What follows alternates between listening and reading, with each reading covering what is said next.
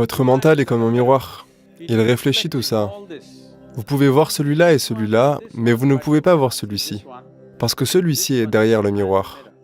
Vous devez faire une chose simple. En quelques jours, vous serez de l'autre côté du miroir.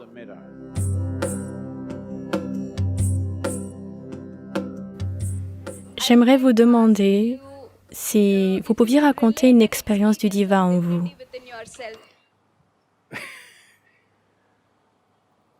C'est comme ça. La raison pour laquelle ça n'est pas entré dans l'expérience de tout le monde, c'est parce que tout le monde croit quelque chose. La seule chose que j'ai faite avec moi, c'est que je suis resté inéduqué. Exactement comme quand j'étais tout petit. Je suis resté pareil dans mon mental. Rien. Dans le sens où rester inéduqué n'est pas facile. Parce que depuis le premier jour à votre naissance, vos parents, vos professeurs, chaque adulte, pundit, mollah, prêtre, tout le monde essaie de vous enseigner quelque chose qui n'a pas fonctionné dans leur vie. Oui. C'est très simple de vérifier si ça a marché dans leur vie ou non. Supposons que vous ayez un enfant à la maison, 2, 3, 4, 5 ans. Entre vous et l'enfant, qui est le plus joyeux? Qui devrait être le conseiller de vie? Les malheureux ou les joyeux? Donc, si vous regardez ces gens qui vous donnent toutes sortes de conseils et d'enseignements, d'abord, regardez leur visage, n'écoutez pas leurs paroles. S'ils sont vraiment extatiques, vous devez les écouter. Nous devons savoir comment elles sont devenues si extatiques. S'ils sont malheureux, peu importe quelles grandes choses ils disent, les fichues choses n'ont même pas fonctionné pour eux. Donc la seule chose que j'ai faite avec moi-même, c'est de rester inéduqué. C'est-à-dire, ne pas vous identifier à vos parents, à votre famille, à votre religion, à votre culture, aux philosophies en vogue, à la politique, à ce qui se passe autour de vous. Vous pouvez être impliqué, mais vous n'êtes pas identifié. Une fois que vous n'êtes pas identifié, il est naturel pour l'intelligence humaine de se tourner vers l'intérieur et de trouver ça naturellement. Mais comme nous avons des conclusions toutes faites, on sait où est Dieu, bien sûr, on connaît son nom, on connaît le nom de sa femme, on sait combien d'enfants il a, on connaît sa date d'anniversaire, on sait ce qu'il veut pour son anniversaire. C'est un gros problème. Mais vous ne savez pas la moindre fichue chose sur vous-même. Comme je vous l'ai déjà dit, la seule et unique chose dont vous puissiez faire l'expérience, comme étant cette vie, c'est ce qui a lieu en vous. Vous ne pouvez pas faire l'expérience de ce qui a lieu là.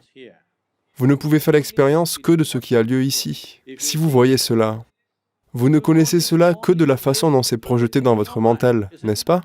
Il n'y a pas d'autre moyen de le connaître. Mais la croyance vous donne un exutoire. Si vous comprenez, si vous ne croyez rien, si vous ne niez rien, naturellement, chaque être humain se serait tourné vers l'intérieur. Comme il croit, il regarde vers le ciel. Si vous ne tirez pas ces conclusions, la nature de l'intelligence humaine, c'est que elle va naturellement comprendre que le siège de votre expérience est en vous. Si vous, en ce moment, votre façon de voir le monde, c'est que votre mental est comme un miroir. Il réfléchit tout ça. Vous ne le voyez pas là, vous le voyez à l'intérieur. Donc ce miroir vous montre tout. Ne croyez pas que c'est un miroir plan. Beaucoup de distorsions, mais il vous montre quand même les choses. Mais il ne vous montre jamais qui vous êtes.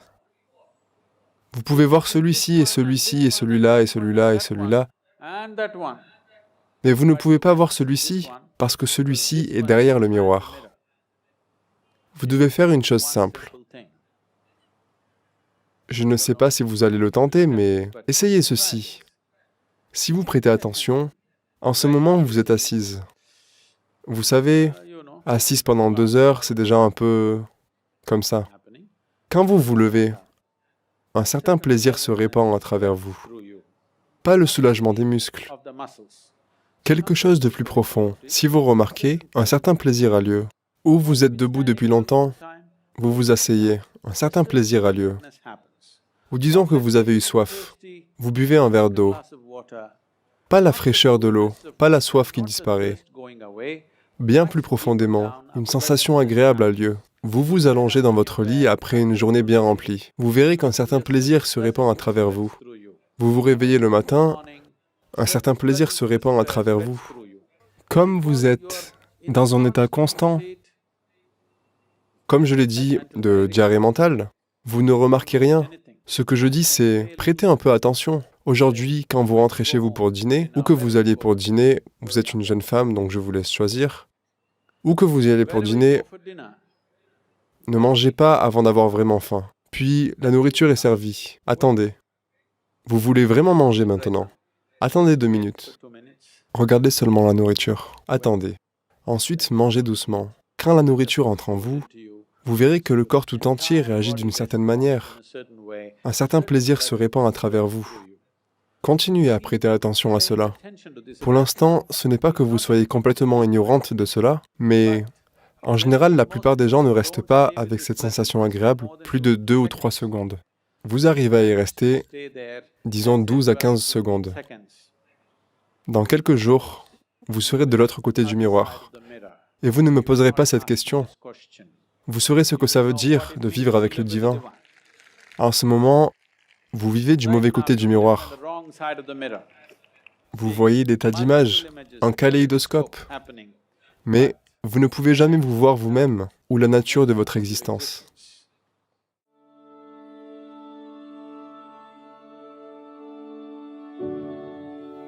Les processus d'extase n'ont jamais été mis par écrit. C'est seulement en présence d'un certain être que ces choses ont lieu.